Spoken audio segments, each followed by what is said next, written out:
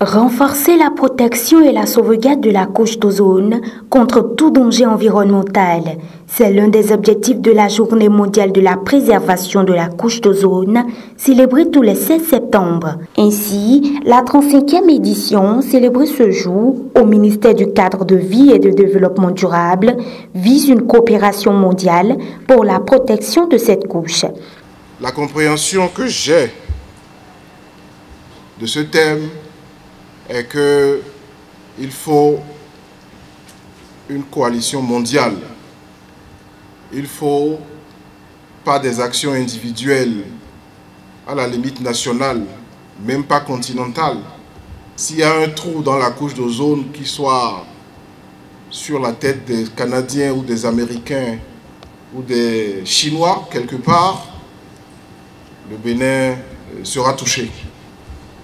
Ce que j'ai compris aussi, c'est que vous avez entendu que depuis des années, nous faisons la lutte, nous renforçons les capacités des uns et des autres, à commencer par les techniciens du froid à tous les niveaux, par les administrations qui sont chargées de contrôler l'entrée des fluides frigorigènes dans notre pays.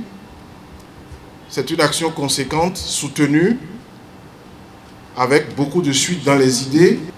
Je sais que dans le cas du PAG, l'engagement du chef de l'État et de son gouvernement sera toujours un engagement en faveur du développement durable sans frontières.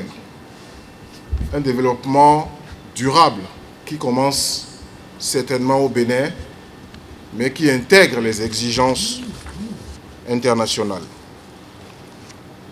Voilà pourquoi, dans la continuité de ce que nous avons fait les années antérieures, nous poursuivons l'équipement des acteurs qui travaillent dans cette lutte.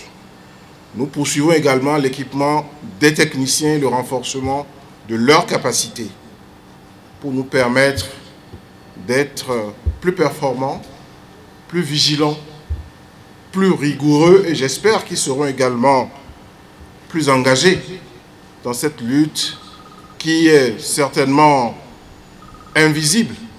Les actions, la menace, on ne la voit pas, mais on la sent dans la température de notre planète qui monte chaque jour par quelques centièmes de degrés et qui nous affecte dans les inondations, dans l'érosion côtière, dans les incendies, dans la chaleur, dans le désert qui avance.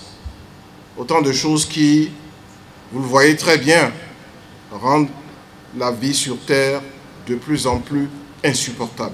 Célébrer ce jour dans l'enceinte du ministère du Cadre de Vie et du Développement durable, cette coopération mondiale, à travers ses actions, est reconnue comme seul moyen pour sauvegarder la couche d'ozone.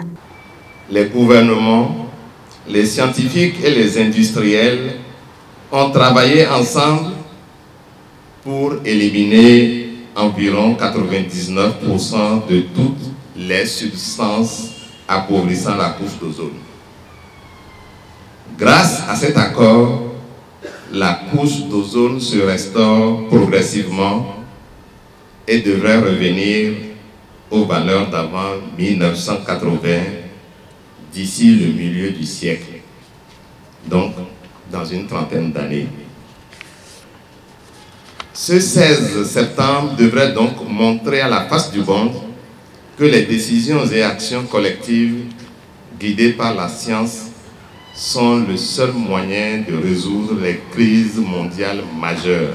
En accompagnement à la dynamisation de ces actions, les jeunes lycéennes et étudiants de l'option climat et froid de divers lycées ont reçu des appareils. Permettez-moi de remercier spécialement le ministre du Cadre de Vie et du Développement durable pour les efforts déployés dans la mobilisation continue des ressources techniques en faveur de la couche d'ozone. Soyez assurés que nous tâcherons de bien mériter autant de sacrifices en utilisant de façon optimale ces matériels, mais surtout en veillant à ce qu'ils soient bien entretenus afin d'assurer dès maintenant aux générations à venir de bonnes conditions d'enseignement. Cette 35e journée mondiale pour la protection de la couche d'ozone a été célébrée sur le thème « Protocole de Montréal 35, une coopération mondiale pour protéger la vie sur Terre ».